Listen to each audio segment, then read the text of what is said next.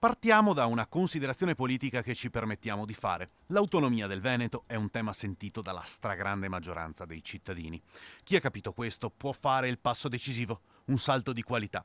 Nel PD è in atto un forte scontro in vista del referendum del prossimo anno. C'è chi non ne vuole sentir parlare e chi invece, come Simonetta Rubinato, da anni sostiene che portare avanti questa battaglia può portare dei punti in più. È il referendum che dà voce ai bisogni, alle aspettative e anche a una giustizia che il Veneto da tempo si aspetta, anche dal centro del paese. Tutti i governi che sono passati di centro, di destra e di sinistra non hanno ascoltato il bisogno di autonomia della società veneta sinora e quindi credo che uno strumento di democrazia diretta come un referendum consultivo sarà importantissimo non solo per rafforzare la richiesta di autonomia responsabile portata avanti dal Veneto, ma sarà fondamentale anche per il governo nazionale, perché qualsiasi governo nazionale dovrà una risposta a questo referendum consultivo. Anche sul bilinguismo la Rubinato ha le idee chiare.